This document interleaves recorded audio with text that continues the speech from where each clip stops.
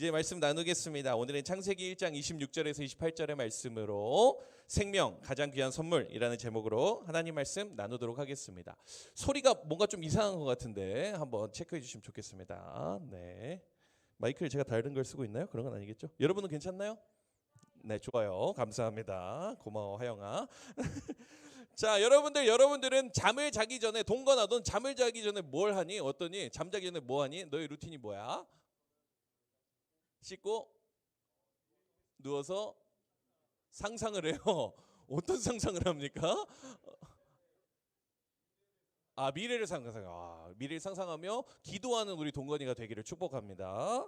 훌륭해요. 벌써 지금 3주째 4주째 이렇게 전도집회 이후에 나오고 있어요. 너무 귀하고 참 감사합니다. 여러분들은 잠을 자기 전에 여러분들은 어떤 것을 하나요? 주로 이렇게 핸드폰 하다가 얼굴에 떨어뜨리고 맨날 이런 거 하고 있겠죠, 여러분들?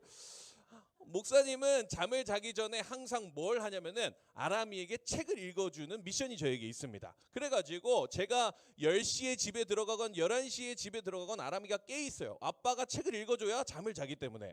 그래서 아람이가 저를 항상 말똥말똥 쳐다보면서 기다리고 있는 것이죠. 그래서 자기 전에 아람이가 책을 한 20권 가져와요. 20권 가져와가지고 엄마 10권, 아빠 10권 이걸 읽어줘야 잘 수가 있어요. 그래서 너무너무 힘이 들 때가 이렇게 있습니다. 이걸 다 읽어줘야 잘 수 있는데 또 저는 뭡니까? 나름 목사 아니겠습니까? 그래서 자기 전에 꼭 성경책을 읽어줘야겠다라는 그런 마음을 가지고 이렇게 아람이가 보는 그림 성경책이 있어요. 그래서 그림 성경책을 이렇게 한 장 읽어주고 이렇게 아람아 이것도 읽어야 해 하면서 읽고 이렇게 재우려고 하죠. 그림 성경책을 딱 가져와서 이렇게 첫 페이지를 딱 읽어줍니다. 읽어주면은 첫 페이지를 읽자마자 아람이가 뭐라고 얘기하냐면 다른 책이라고 이렇게 이야기를 합니다.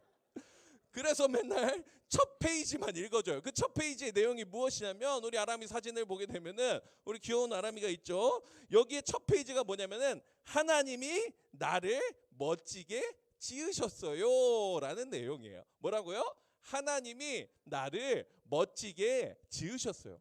여러분들을 누가 지었다고 이야기를 하고 있는 것이죠? 하나님께서 여러분들을 지으셨다라고 이 그림 성경책에서 우리에게 이야기를 해주고 있는 것이죠.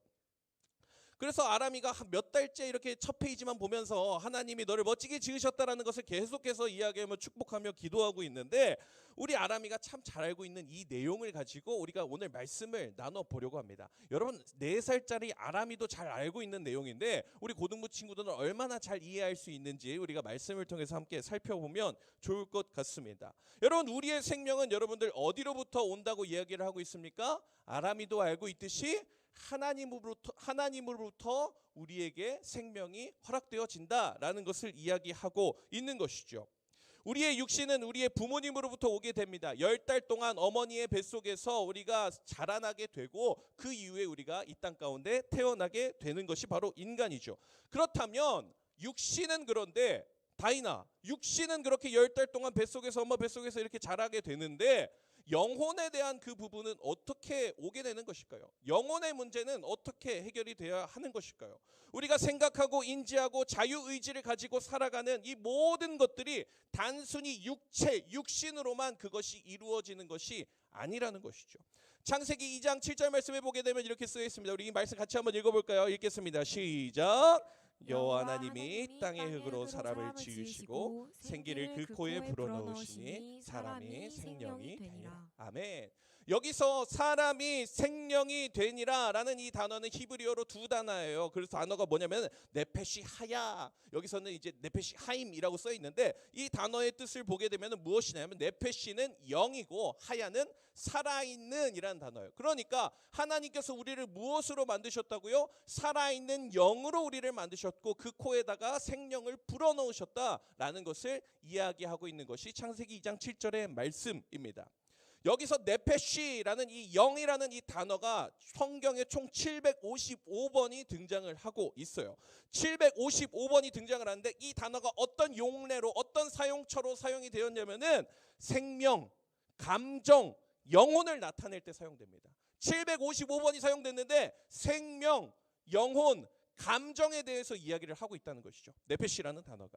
그러니까 하나님께서 인간에게 이 여기서 네페시 하야 살아있는 영을 허락하셨다라는 것은 무엇입니까? 인간에게 코에 그 생기를 불어넣으시고 살아있는 영, 생명으로 불어넣으셨고 생명과 감정과 영혼이 있는 존재로 우리를 만드셨다라고 성경에서 진리로 우리에게 선포해 주고 있는 것입니다. 우리에게는 육신만 있는 것이 아니라 무엇이라고요? 네페시 하야, 살아있는 영혼이 허락되어지고 감정이 허락되어진 존재가 바로 우리의 인생이다라는 것을 기억해야 되는 것이죠.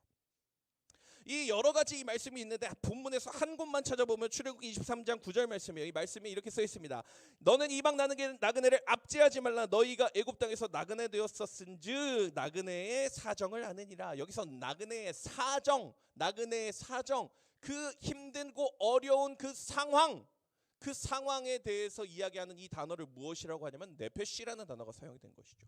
그러니까 감정에 대한 그런 부분들 또한 이 네페시라는 단어를 사용되어진 것이죠.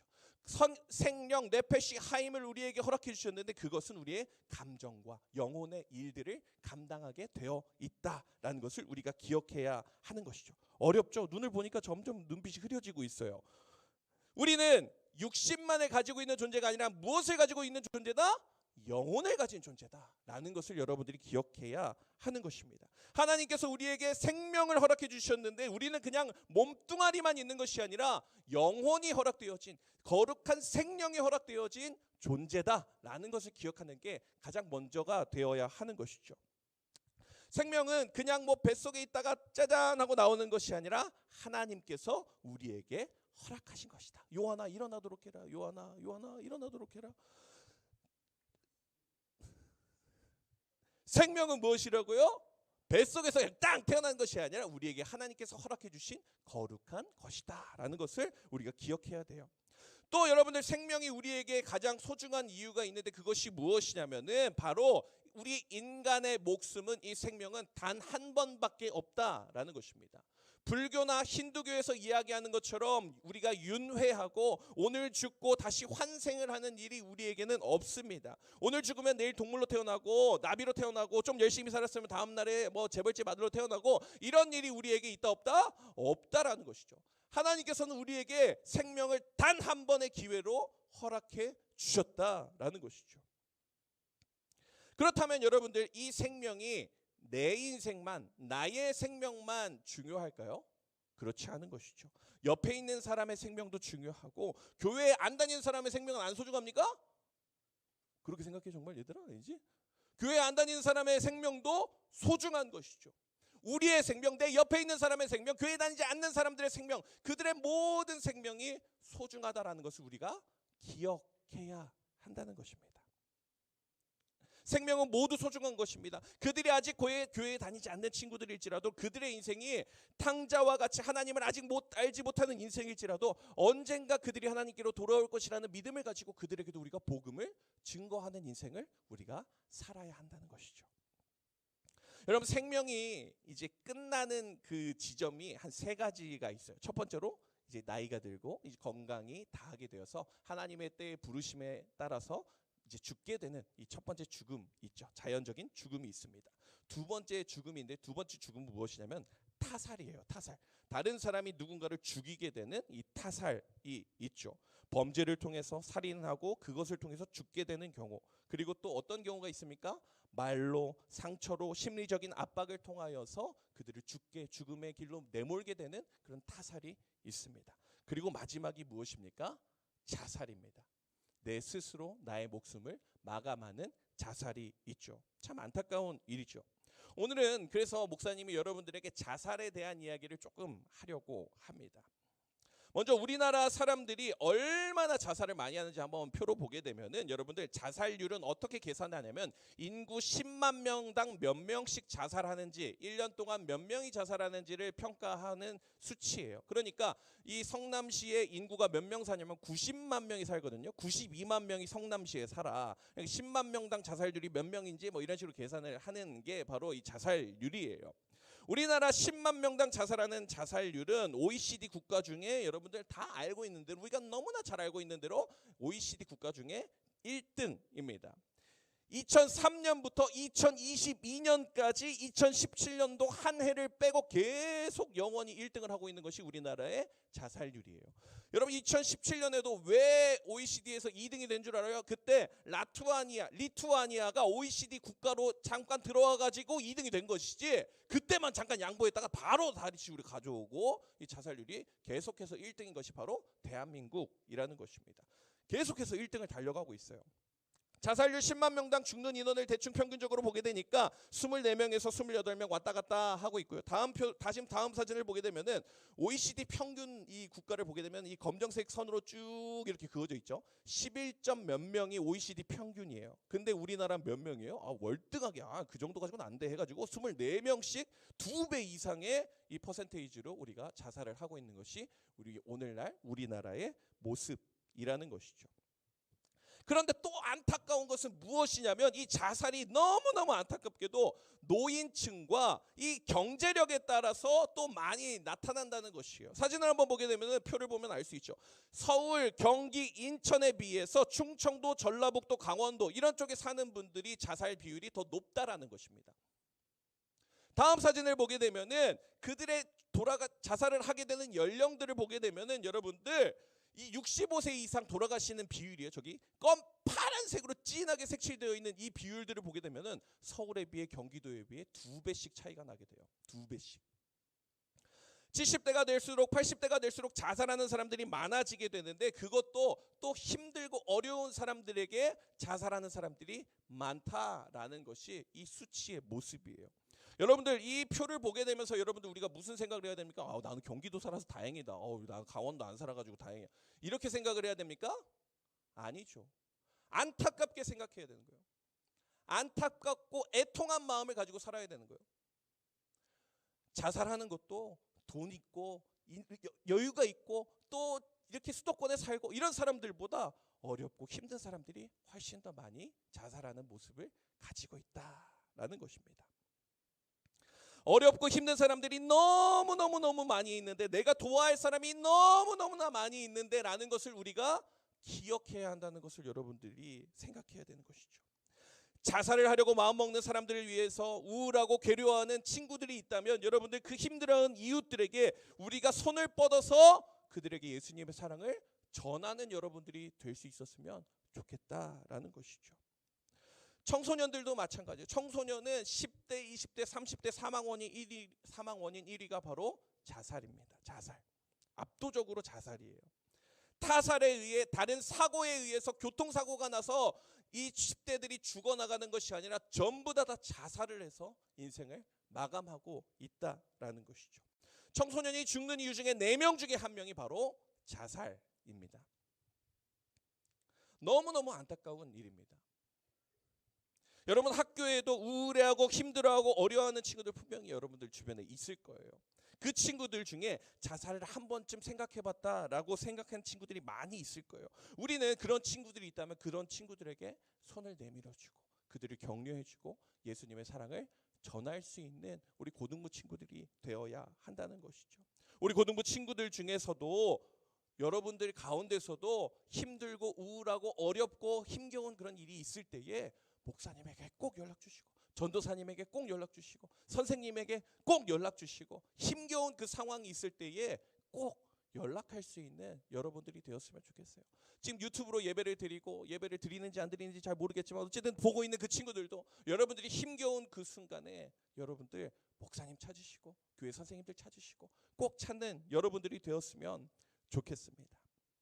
나 혼자 잘 먹고 잘 살고 우리 집만 잘 살고 나만 행복한 인생을 꿈꾸며 살아가는 것이 아니라 나누며 섬기며 힘겨운 친구들에게 손을 내밀어 줄 수 있는 우리 분당 우리 교회 고등부 친구들 되기를 간절히 축복합니다. 두 번째 생명에 대한 이야기를 하려고 하는데, 두 번째 생명에 대한 이야기는 바로 낙태에 대한 부분이에요. 우리나라는 66년 동안 이 낙태죄라고 불리던 이 형법 제269조 1항 부녀가 낙태한 때에는 1년 이하의 징역 또는 200만 원 이하의 벌금에 처한다. 그리고 270조 1항 낙태 시술 의사에 관한 부분도 2021년에 효력을 잃게 되었습니다. 쉽게 말해서 무엇이냐면 2021년 1월 1일부터는 형법상 낙태죄가 폐지가 됐어요. 그러니까 그 이후에 임신 중절에 대한 이 수술에 대한 새로운 기준이 없어서 낙태를 허용하게 된 것입니다. 일반적으로 임신이 14주 이내에는 이 여성이 자기 결정권에 의해서 의학적으로 이런 방법들을 통해서 낙태가 가능한 상황이 된 것이죠. 그것을 처벌하지 않는 것이죠. 단 19세 미만의 미성년자는 법적인 보호자가 있어야 가능합니다. 이것을 알려주는 이유는 여러분들이 그걸 하라고 알려주는 것일까요? 아니죠. 세상은 어떻다? 낙태가 가능한 세상이 되어버렸다라는 것입니다. 여러분, 낙태가 무엇입니까? 이 낙태가 무엇이냐면 아까 생명이 끝나는 세 가지 방법 중에 이것은 무엇이냐면 타살입니다.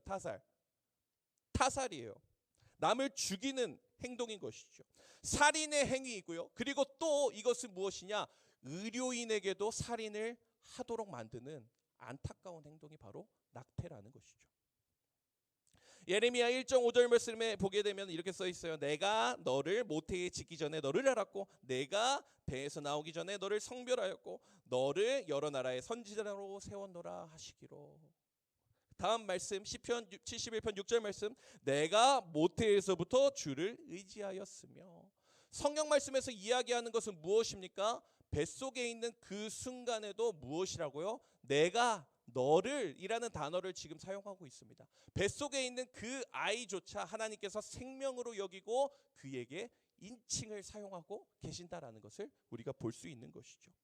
기독교에서 생명윤리는 태에 있는 순간에 영혼을 가진 생명으로 보는 것을 우리가 알 수 있습니다. 낙태하는 것은 살인하는 행위고 생각만 해도 정말 끔찍한 일이에요. 여러분들 중에서 지금 연애를 하고 있고 또 자유로운 성관계를 맺으며 살아가고 있다면 여러분들 목사님이 하는 얘기를 똑똑히 들으시기 바랍니다. 빨리 그 어두움으로부터 돌이키시기 바랍니다. 여러분, 완벽한 피임이라는 것은 없습니다. 여러분, 콘돔을 사용해도 그것이 실패할 확률이 11%나 돼요. 완벽한 피임이 없다. 법적으로는 문제가 되지 않고 부모님이 동의하면 낙태할 수 있으니까 괜찮아라고 생각을 하는 것이 아니라 하나님께서 허락하신 이 귀한 생명을 훼손하는 행동이라는 그런 마음을 가지고 여러분들이 살아가야 한다라는 것입니다. 우리의 마음대로 생명을 좌지우지하는 모습이 우리에게 있어서는 안 된다라는 것을 여러분들 기억하셨으면 좋겠어요. 낙태가 얼마나 잔인한 행동인지, 낙태의 방법이 어떤 것이 있는지 여러분들에게 제가 설명을 해드리려고 합니다. 영상도 있고 사진도 있고 너무나 많은데 너무 자극적이고 고통스러워서 제가 이걸 보여줄 수가 없어요. 그래서 말로만 설명할 거예요. 첫 번째, 흡입술이에요. 칼처럼 날이 달려있고 속이 빈 플라스틱 튜브로 이루어진 흡입기가 자궁 안에 삽입되어서 아기의 몸을 갈기갈기 찢고 자궁벽 안에 깊이 박혀있는 태반의 부리를 자르게 됩니다. 그래서 아기의 몸이 갈기갈기 찢어진 채로 병으로 들어오게 됩니다. 그 흡입력은 우리가 평소에 사용하는 공기청정기보다 29배 강한 흡입력으로 아이를 긁어내는 것이 낙태입니다. 두 번째, 소파 수술이에요. 소파 수술은 동그란 모양의 쇠칼을 자궁 안에 넣어서 태반과 아이를 갈기갈기 찢고 부서진 조각들을 끄집어내어서 통에 담는 것인데 이때 출혈이 굉장히 많이 나게 된다고 합니다. 세 번째, 자궁 경부 확장 제거술이에요. 이거는 임신 12주 이후에 일어나는 이 낙태의 방법인데 아이의 뼈를 벤치를 이용해서 자궁에서 다리나 다른 부분을 끄집어서 비틀어서 아이를 몸체로 뜯어냅니다. 이때 등뼈도 부러지고 두개골도 부러지는 것이 바로 낙태의 방법이에요. 방법이 더 많이 있는데 여기까지만 설명하도록 하겠습니다. 여러분, 성경에서 낙태가 죄다라는 말이 써 있을까요? 안 써 있을까요? 안 써 있어요. 성경에 안 써 있으니까 그럼 괜찮은 거 아니에요? 이렇게 생각하실 겁니까, 여러분들? 하나님께서 우리에게 허락해 주신 그 생명을 우리의 손으로 선택하는 행위, 잔인한 방법으로 그 아이를 죽이는 행동, 정말 큰 죄악인 것을 여러분들 기억하셨으면 좋겠습니다. 다시 한번 얘기하지만 우리 고등부 친구들 중에서도 이러한 일을 겪게 될 것이 절대 없었으면 좋겠습니다. 하지만 우리가 이런 생각을 할 수 있죠. 만약에 성폭행을 당해가지고 생긴 아이를 낳아야 합니까? 착상이 또 다른 곳에 되어가지고 임신이 계속되면 산모가 죽게 되는데 그 아이를 계속해서 지켜야 합니까? 이런 여러 가지 이 가치관이 충돌하는 그런 부분들이 있습니다. 기독교 윤리학에서 생명권과 생명권이 충돌되는 그런 상황 가운데서 낙태의 문제는 심각하게 고민할 수 있다라고 이야기를 합니다. 무슨 말입니까? 원치 않는 범죄로 인해서 트라우마와 아픔과 고통으로 여성이 고통을 받고 있는 가운데 우리가 함부로 이 아이를 낳아야 합니다라고 얘기를 할 수도 없다라는 것이죠. 여러분, 이 세상을 살아가는 것이 정말 어려운 문제입니다. 우리가 이 세상을 살아가면서 겪게 되는 수많은 이런 일들 가운데 여러분들 고민하고 생각해야 할 문제들이 정말 많이 있습니다. 여러분들, 우리가 왜 기독교적인 세계관을 가지고 살아가야 합니까? 왜 6월에 기독교 세계관 설교를 지금 하고 있습니까? 설교를 준비하는 목사님 너무너무 힘들고 어렵고 한데 왜 이 기독교 세계관을 설교를 하고 있습니까? 왜냐면은 바로 여러분들이 이 세상에서 맞닥뜨리는 문제이기 때문에 이야기해야 하는 것이죠. 목사님은 준비하느라 너무너무 힘들고 괴롭지만 이것을 얘기하지 않고 여러분들이 그 세상에서 그것을 맞닥뜨리게 되지 않게 하기 위해서 이 설교를 하고 있다라는 것이죠. 여러분들이 여러 가지 문제의 상황들, 어려움의 상황들, 이 가치관의 충돌 속에서 그 상황 가운데 맞닥뜨리게 되는데 여러분, 그때 기도 시작할 거예요? 그때 고민 시작할 겁니까? 우리가 미리 기독교적인 가치관을 가지고 세계관을 가지고 살아가야 한다라는 것이죠. 하나님께서 우리에게 말씀하십니다. 문화 명령을 우리에게 허락하셨어요. 무엇이라고요? 오늘 말씀에서 창세기 27장, 28장, 1장, 27절, 28절 이렇게 말씀하죠. 하나님이 우리에게 무엇을 허락하십니까? 생육하고 번성하고 땅에 충만하라, 땅을 정복하라, 다스리라 말씀하시는 그 말씀인데, 이 정복하라라는 이 단어의 개념이 무엇이냐면 바로 잘 경작하라라는 단어예요. 잘 경작하라. 이 단어가 라틴어로 쿨투라라는 단어인데 이것이 무엇이냐? 컬처가 되는 거예요. 그래서 이걸 가리켜서 무엇이라고요? 문화 명령이에요. 여러분들이 이 세상 가운데 무엇으로 살아가야 되냐? 어떻게 살아가야 되냐? 이 땅을 잘, 문화들을 다스리고 기독교적인 세계관을 잘 확립하면서 살아가라고 우리에게 하나님께서 명령을 하셨다라는 것이죠. 그러니까 여러분들, 우리가 이 세상을 살아갈 때 어떠한 가치관으로 살아가야 할지를 알기 위해서 우리가 이 말씀을 나누는 것입니다. 자살의 문제, 낙태의 문제, 여러분들 모두 무엇입니까? 저는 그렇게 생각해요. 우리 주변에 아픈 사람들이 너무나 많다는 것입니다. 우리 주변에 힘겨운 사람, 우울한 사람, 괴로운 사람, 그렇게 갈 수밖에 없는 사람들이 너무나 많이 있다는 것이 느껴집니다. 여러 가지 어려움으로 자살을 하는 이웃들, 또 여러 가지 상황 가운데 임신을 하게 되고 낙태를 해야 하는 상황 가운데 있는 이들, 그러한 약자들이 너무너무나 많다는 것입니다. 바라기는 우리가 그러한 어려움을 겪는 친구들이 있다면, 이웃들이 있다면 그들에게 손 내밀어주고 함께 할 수 있는 우리 분당 우리 교회 고등부 친구들 되었으면 좋겠습니다. 저는 우리 분당 우리 교회 고등부가 그 정도는 되어야 한다고 생각해요. 나만 잘 되고 나만 좋은 대학 가서 좋은 데 취직하고 잘 살고 떵떵거리면서 살아가는 것이 우리의 인생이 아니라 힘겨운 사람, 어려운 사람, 그들에게 손 내밀어 줄 수 있는 사람, 자살 생각하고 있는 친구에게 위로와 격려를 전하고 예수님의 사랑을 전하고 살아가는 것이 우리 분당 우리 교회 고등부가 되었으면 좋겠습니다. 말씀을 맺겠습니다. 오늘은 생명에 대해서 목사님 말씀을 나눴습니다. 제가 이번 설교를 준비하면서 뜬구름 잡는 식으로 해서 두루뭉실하게 두루뭉실 이렇게 얘기하면은 편하게 할 수도 있었어요. 편하게 여러분 안 좋은 거예요? 이렇게 하고 이렇게 하면은 나도 안 힘들고 여러분들도 안 힘들고 편안하게 한 주 지나갈 수 있었을 거예요. 그런데 그렇게 하지 않았습니다. 왜 그런지 아십니까? 생명은 정말로 중요한 부분이기 때문에 그렇습니다. 생명이 그만큼 중요한 것이기 때문에 좋은 게 좋은 거예요, 이렇게 하면 돼요 라고 얘기하지 않았습니다. 잔인하고 힘들지만 말할 수밖에 없었습니다. 여러분, 우리는 하나님이 바라시는 그 인생의 길로 살아가야 되고 우리가 그 세상 가운데 우리가 그 세상을 변화시킬 수 있는 여러분들의 인생이 되었으면 좋겠습니다. 하나님께서 우리에게 허락하신 생명, 이 생명은 이 세상 그 어떤 것보다 소중한 것을 기억하고 여러분들 이 생명을 함부로 여겨서 자살을 하거나 또 살인하는 행동을 여러분들 절대 해서는 안 된다라는 것을 기억하셨으면 좋겠습니다. 그리고 더 나아가 우리가 해야 하는 것이 무엇입니까?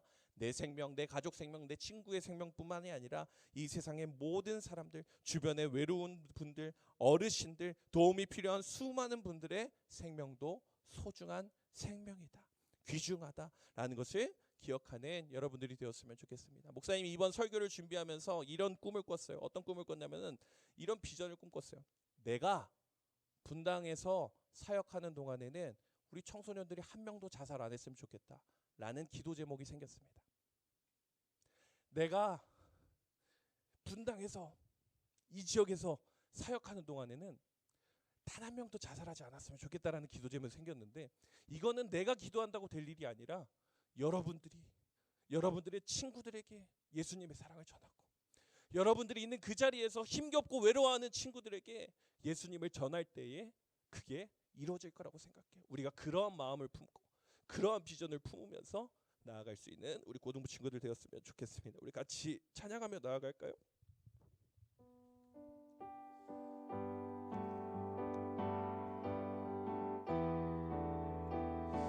눈물을 흘리고 신나는 찬양 같이 해보도록 하겠습니다. 생명이 주님께 있음을 믿으며 우리 같이 찬양하도록 하겠습니다. 우리 자리에서 다 같이 일어나서 함께 찬양하며 나아갈까요?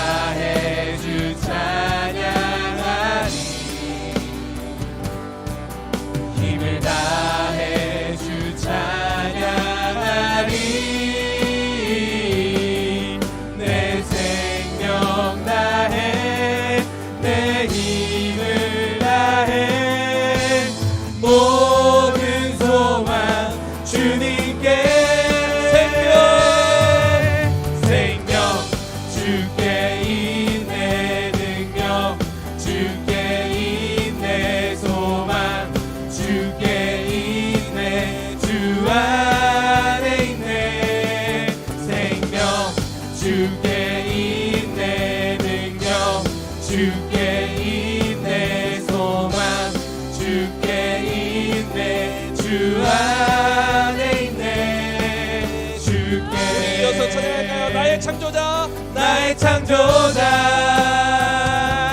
나의 구원자, 가장 귀한 나의 예수님, 가장 귀한 나의 예수님 찬양합니다. 나의 치료자, 나의 선한 목자 되신 주 예수 나의 주 찬양. 나의 창조자, 나의 창조자, 나의 구원자, 가장 귀한 나의 예수님 찬양합니다. 나의 치료자, 나의 선한 목자 되신 주 예수 나의 주 찬양하리. 예수 나의 주 찬양하리. 예수 나의 주 찬양하리. 할렐루야. 우리 시간에 합심해서 기도하며 나아갈까. 이 시간 기도할 때 하나님 우리에게 허락하신 하나님 그 생명을 우리가 소중히 생각하는 인생이 되게 하여 주시옵소서. 더 나아가서 나의 생명만 소중하게 여기는 것이 아니라 우리 이웃들의 생명, 우리 주변에 있는 어려운 이들의 생명도 중요하다는 것을 기억하며 그들에게 손 내밀어 줄 수 있는 저희들의 인생 되게 하여 주시옵소서. 우리 이 시간에 주여 한번 내치고 기도하며 나아가겠습니다. 주여, 사랑의 하나님 아버지, 우리에게 허락하신 아버지 거룩한 생명이 아버지 소중함을 기억하며 나아가는 우리 모든 친구들에게 하여 주시옵소서. 하나님에게 허락하신 생명을 기억하며 우리 주변에 있는 어려운 이들의 아버지, 우리 친구들의 생명도 중요한 것을 기억하며 아버지 나아갈 수 있는 아버지 귀한 우리 아이들 될 수 있도록 인도하여 주시옵소서. 하나님의 아이들을 통하여서, 하나님의 아이들을 통하여서, 우리 문다 우리 교회 모든 친구들을 통하여서 하나님 울고 있는 자들에게 위로가 전해지게 하시고 우울해 있는 자들에게 사랑이 선포되어지게 하시고 하나님의 사랑이 증거되어지는 역사가 우리에게 있게 주시옵소서. 우리 모든 아이들을 통하여서 일하여 주시옵소서. 주여, 주여, 주여, 하나님 아버지 도와주시옵소서. 하나님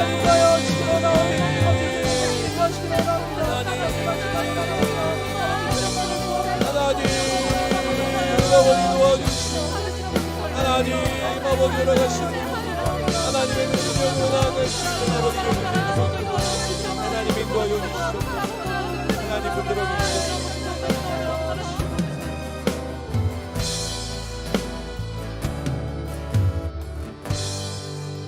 사랑의 주님, 우리에게 귀한 생명을 단 한 번 우리에게 허락하신 이 귀한 생명을, 이것이 가장 우리에게 소중한 것임을 기억할 수 있는 시간 저희에게 허락하시니 참 감사합니다. 하나님, 우리가 이 귀한 생명을 나의 인생만 소중하게 여기는 것이 아니라 우리 주변에 있는 친구들의, 우리 주변에 있는 이웃들의, 우리 주변에 있는 어려운 이들의, 그들의 생명도 소중하다는 것을 기억하고 그들에게 예수님의 사랑을 전하는 우리 분당 우리 교회 고등부 친구들 되게 하여 주시옵소서. 이 시대가 악하여 모든 것이 가능하다고 말하는 그 시대이지만 우리가 이 세상 가운데 빛과 소금이 되어서 우리를 이 땅 가운데 문화명령을 허락하시고 이 세상을 잘 다스리라고 말씀하신 것을 기억하며 우리가 이 땅을 변혁시켜 나갈 수 있는 우리 고등부 친구들 될 수 있도록 인도하여 주시옵소서.